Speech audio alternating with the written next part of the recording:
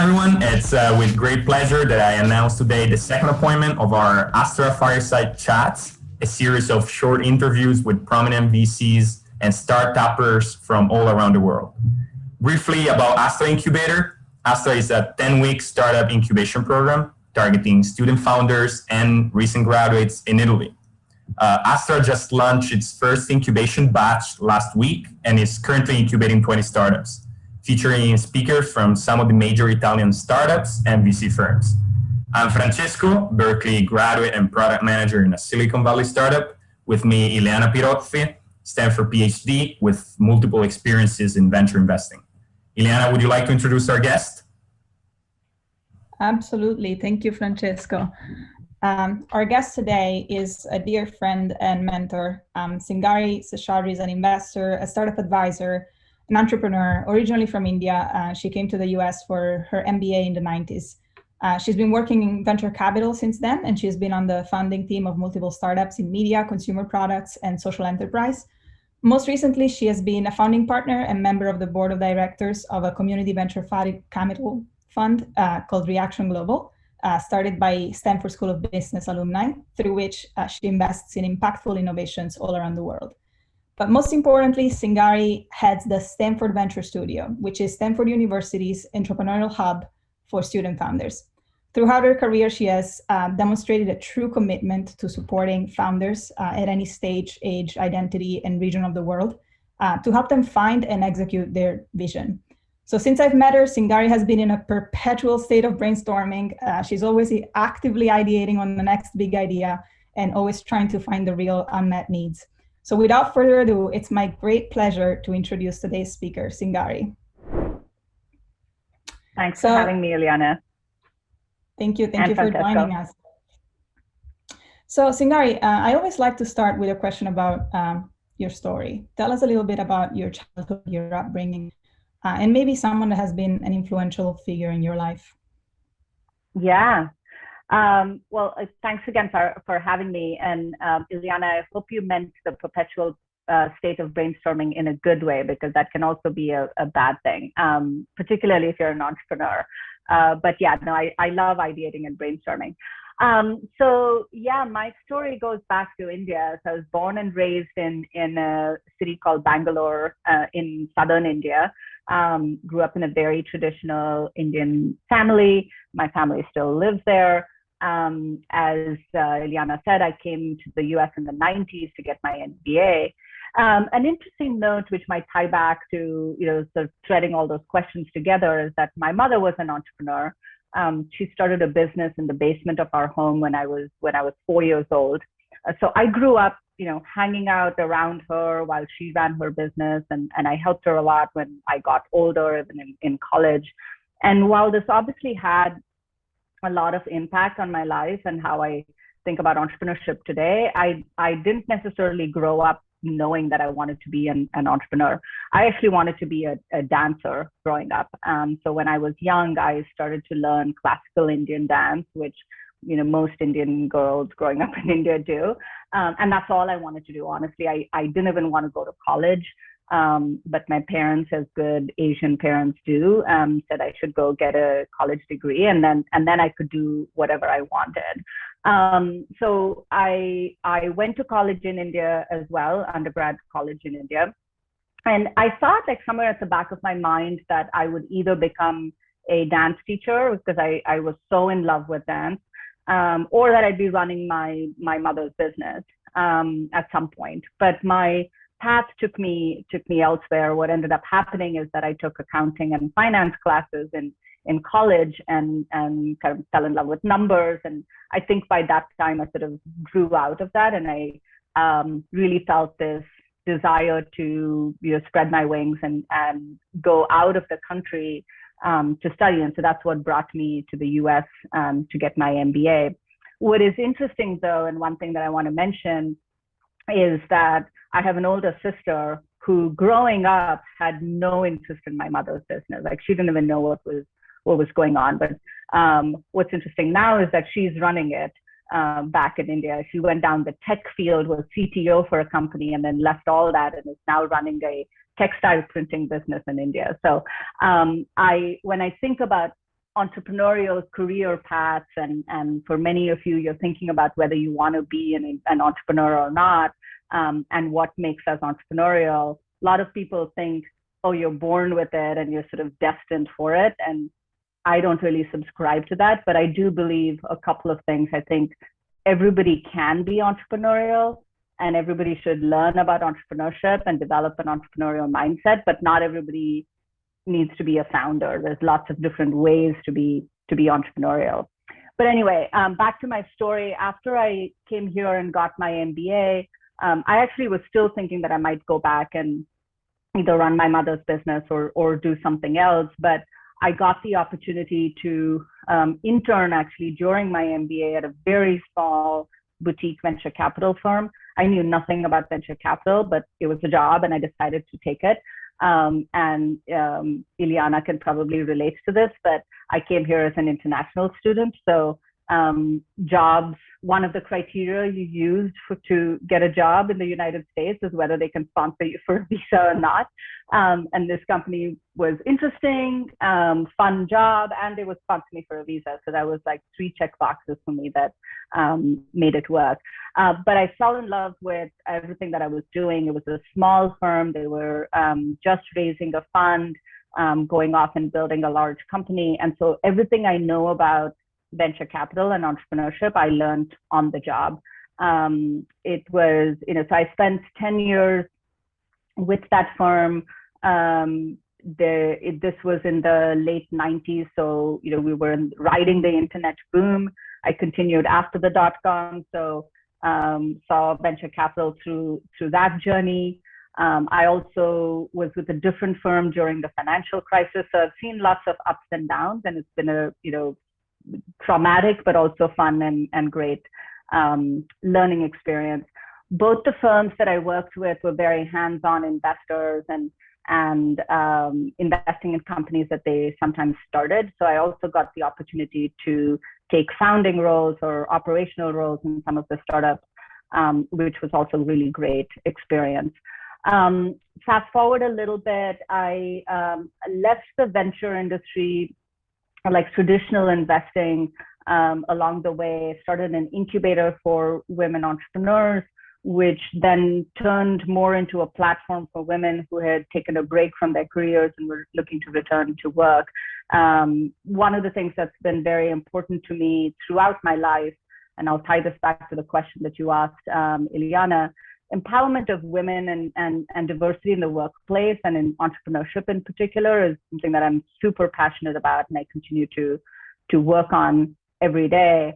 And a lot of that influence comes from, I think, 3 people who've played a very pivotal role in my life that I can look back now and say, one is my grandmother, who was just kind of one of those power women.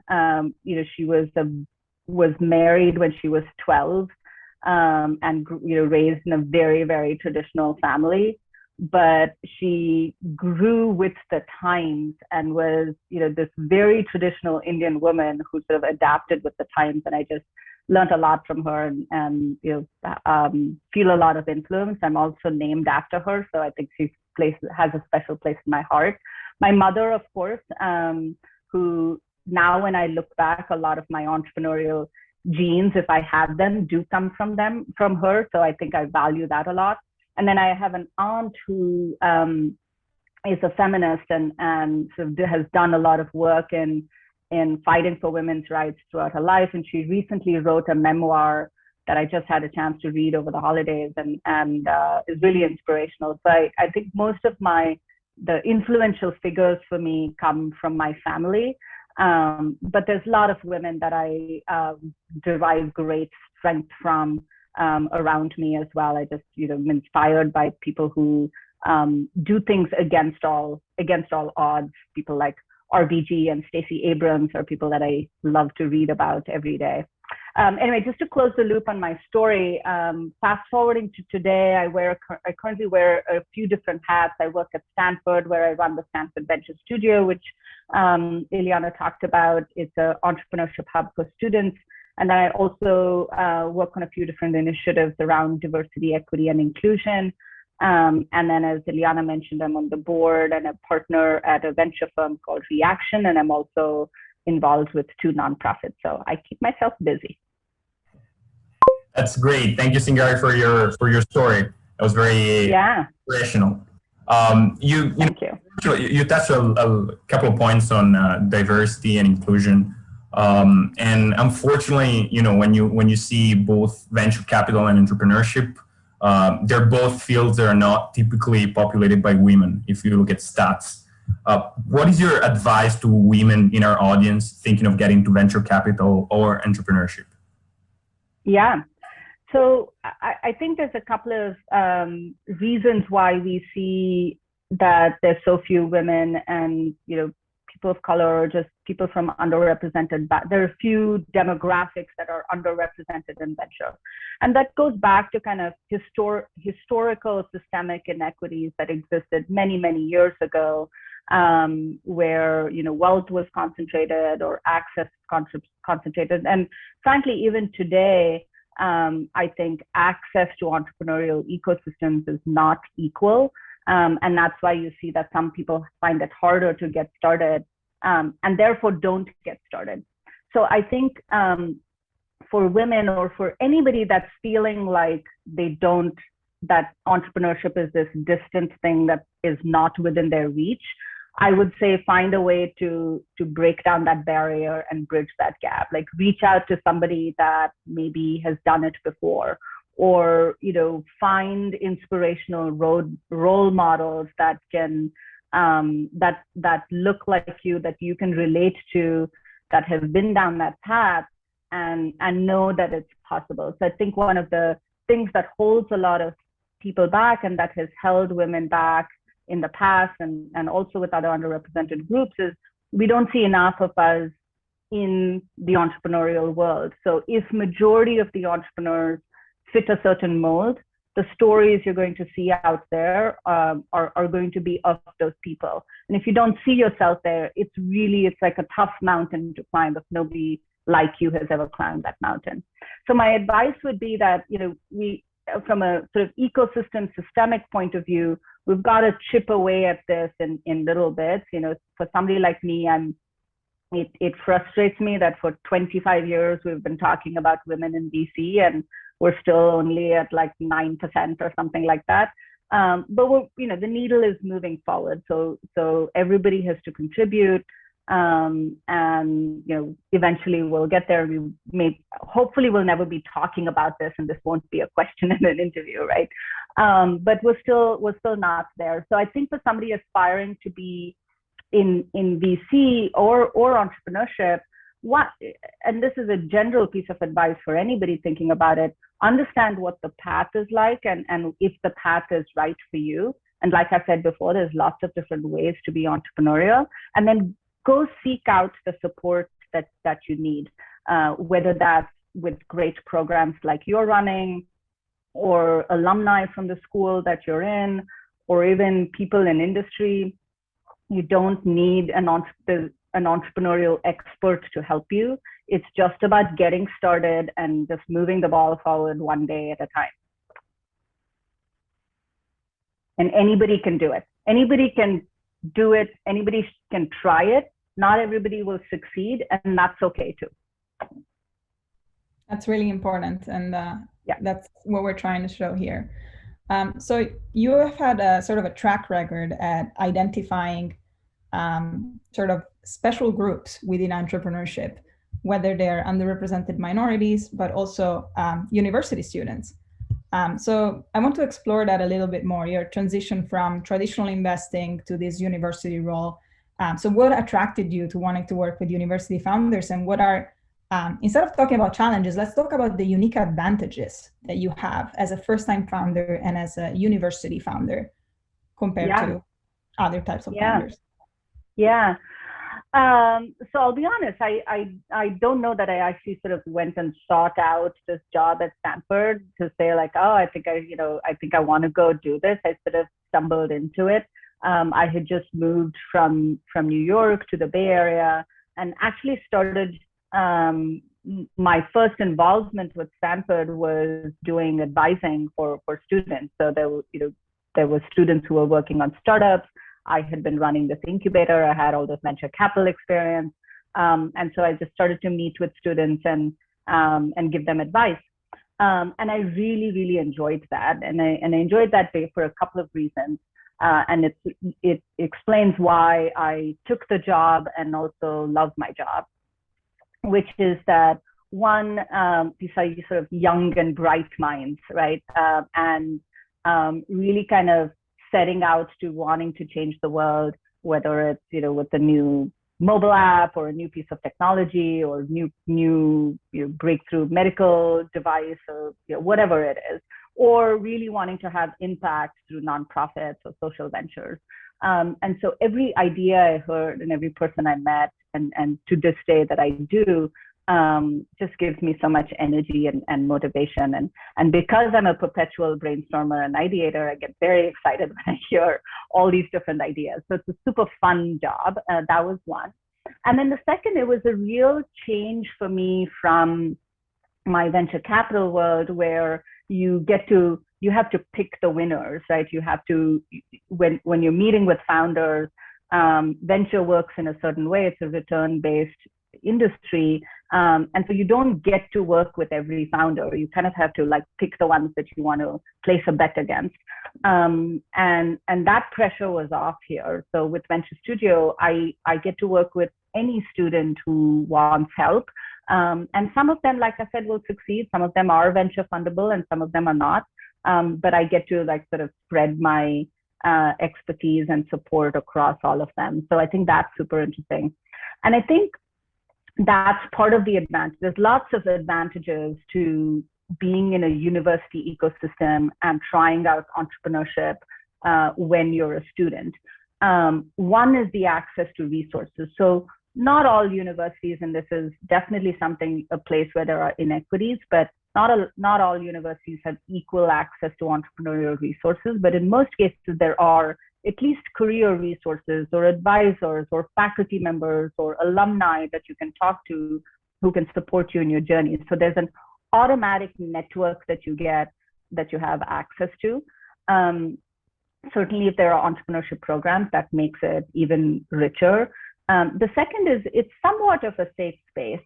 And I say somewhat because obviously everything comes with an opportunity cost, but you typically are at a university, especially if you're there as a full-time student, you've kind of carved out this time for your learning and exploration.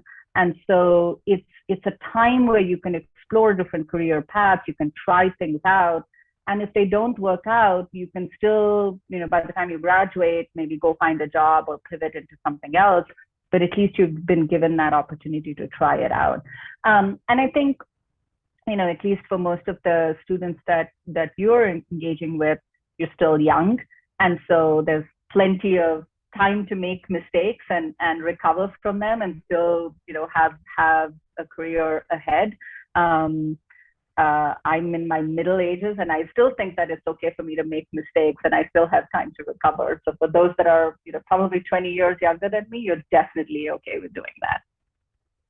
So Singari, what you said sort of struck a note.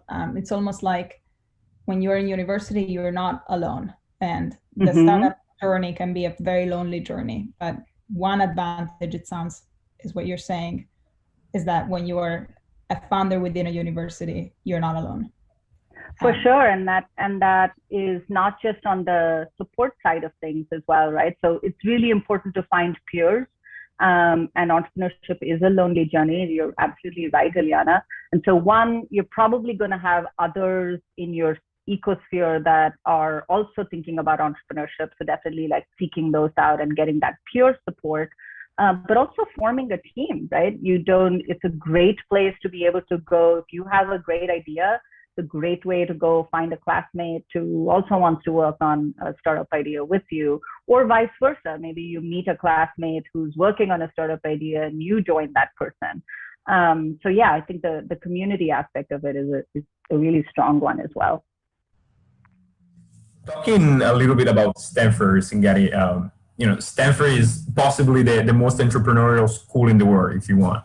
And you're the head of its entrepreneurial hub. what is the secret sauce to fostering such a founder-friendly university ecosystem? Yeah, well, I hate to break it to you, but it's actually not that much of a secret. No, I clearly there's something in it that makes it arguably the most entrepreneurial place, and I think there's a couple of things. One is just the history of it, right? I think, and where we're located and the history of the region that we're in. So Stanford is in the middle of Silicon Valley, which also arguably is kind of the, I don't know about birthplace, but certainly the one of the premier entrepreneurship hubs in the world. And the lines are very gray and blurred between Stanford and the rest of the ecosystem. So when I think of the ecosystem, I'm not just thinking about university resources. I'm thinking about, all the incubators and accelerators that are sort of have one foot in the door at Stanford, and all the VCs that are coming in and out of the classrooms all the time. And so we benefit from the fact that our ecosystem and the resources that our students have access to are not just what's within the walls of Stanford, but it's like the entire Silicon Valley. And Silicon Valley has been around for a really, really long time, which is what also makes it this sort of rich ecosystem. So that just gives us a leg up that, that frankly there are now other ecosystems that are really doing phenomenal jobs of, I don't think it's a competition, but creating equal richness in their resources. But we just got a giant head start. And I talk about this, like I talk to a lot of my counterparts at other universities. And I always say this, like, my job is actually super easy relative to people who do my job at other universities, because I have like all these VCs at my doorstep if I want to call somebody in to do office hours, or if I need to find an alumni or an alumni person who's working on something particular, it's not that hard for me to find. So I think the secret sauce, or the benefits, that the advantages that we have, which are not irreplicable, are the alumni, the network, the easy access to it. It's kind of all even physically at our doorstep. And that sort of feeds into this fact that that everybody is interested in entrepreneurship. So, some of us at Stanford, we kind of half jokingly say like, oh, it's in the air, like you catch the bug when you come at Stanford. And there's a lot of truth to that, because there's just entrepreneurship happening everywhere. Every department, every school has something entrepreneurship happening, but it's sort of a chicken and egg, or like a vicious one feeds the other. The fact that there's so many resources and so much network and such a rich ecosystem creates more entrepreneurial activity. The fact that there's more entrepreneurial activity creates more resources. So it's kind of this, the pot is just always boiling and churning. One thing I will say that we do uniquely well at Stanford, and it goes back to the network, is the way we teach our classes. So majority of our entrepreneurship classes, I think we're definitely, we consider ourselves leaders in entrepreneurial education. And one reason we do that is the model we use a lot, especially at the business school, is this kind of academia plus practitioner teaching model. So most of our entrepreneurial classes are not taught by professors, or not exclusively taught by professors. It's almost always a professor and then somebody from industry. So it might be a founder, or it might be a venture capitalist, and they're constantly bringing guest speakers in. So every session is taught by a different person who's actually gone and done something related to that topic.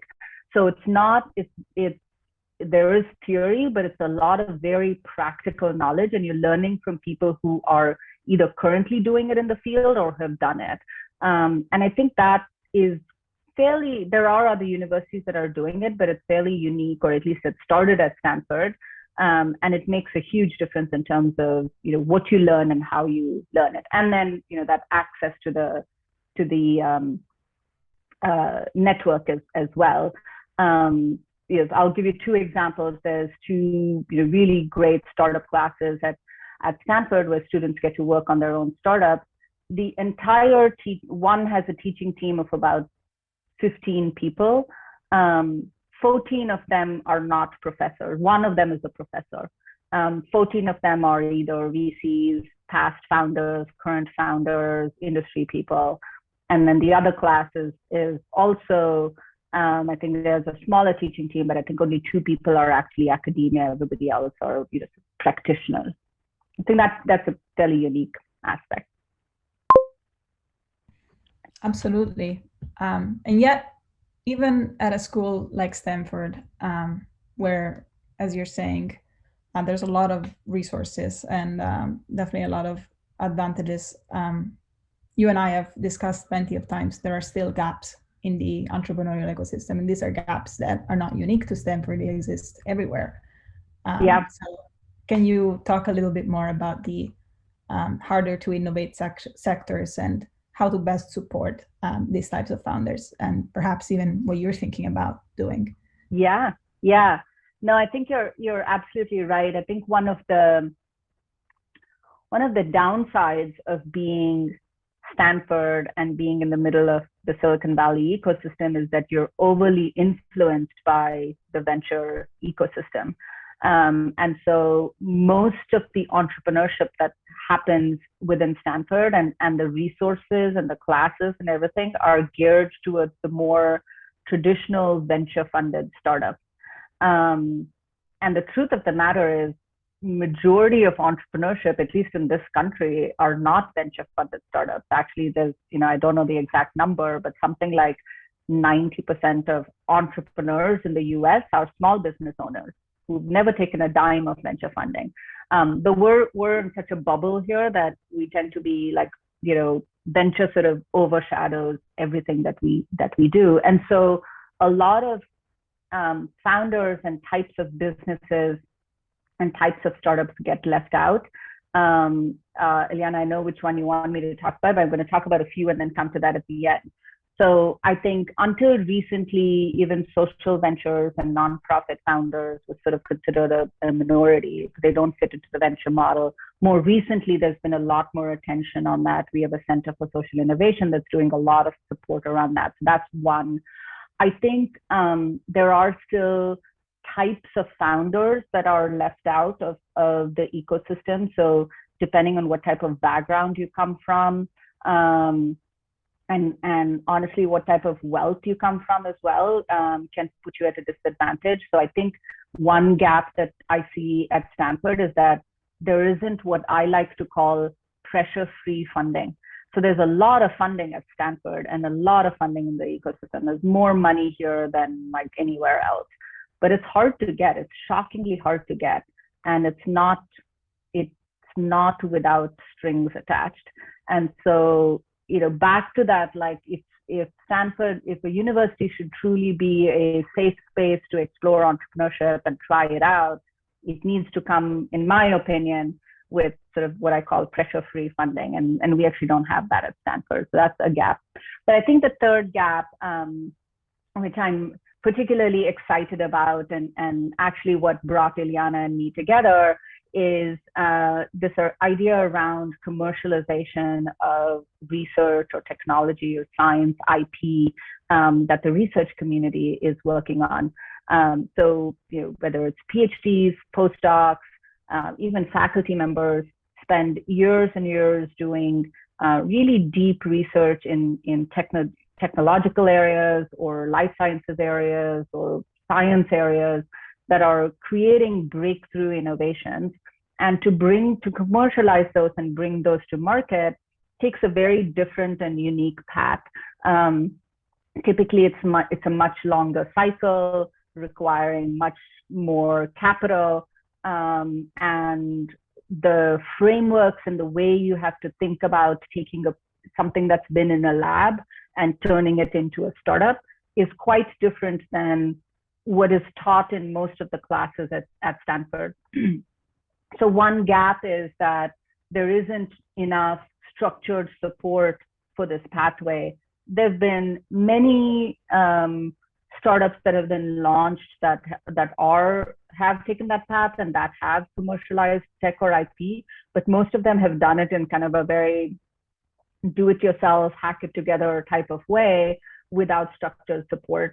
So one thing that I'm working on actively with Ileana's help is thinking through what could a structure look like to provide more support for researchers who think they might have commercial potential for research or IP that they've developed through their program. And when I think of support, it falls into a number of different categories. One is just that peer support community that we talked about before, that if it's a lonely journey for all founders, it's a particularly lonely and challenging journey for this research community because it's so much longer and because they tend to be in a minority in their own group working on it. And then there's kind of like programmatic support, which is it takes so long to do this and the path is not the typical lean startup, go prototype it in 3 months and launch an MVP in 6 months process. So how do you get that sustained support for a long period of time? And then the funding, again, there's plenty of venture money, but the path to the venture money for this particular group of startups is quite different. So thinking about some innovative models about how to bridge that funding gap. Great answer, Singari. Thank you very much. One last question, and then we'll wrap up. Our founders at Astra are at different stages of their startup journey. What would you say are the key elements for a team to go from an idea to a fundable company? Yeah. So first, I want to make a comment that a fundable company shouldn't be the only goal of a founder. As we've talked about before, success can come in many different ways, and success in a business itself can be defined in many different ways. You could be a revenue generating company, you can make profit, you can be having impact, you can be growing at a very small pace, but still be a super successful company. Like I said, majority of entrepreneurship in the US is small businesses that have never raised capital and that traditional venture would consider not fundable, but they're still successful companies. So that's just my little caveat there. But that said, for an idea to go to become VC fundable, I think the first thing you need to do is to understand how VC works and how a VC thinks. So put yourself in a VC's shoes and ask yourself, what questions would you need to answer before you would put your own money into your own startup? Or better yet, ask yourself, what questions do you want to answer if you were taking your grandma's money and putting it in it, right? So that will give you your roadmap. And in other words, you need to be able to de-risk your own business. And that's what VC is all about, right? It's risk capital. So the more you can de-risk about your business, the more fundable it becomes. In one of our classes at the GSB, we talk about 3 elements that make for a good idea: usability, viability, and feasibility. Is there a valid user need that you're solving? Is it something that people are going to care about? Do you have a viable solution for it? Is it something that people are going to use and pay for? And is there a feasible business model to it? Now, there's lots of nuances to that question, but that's sort of a very high level model.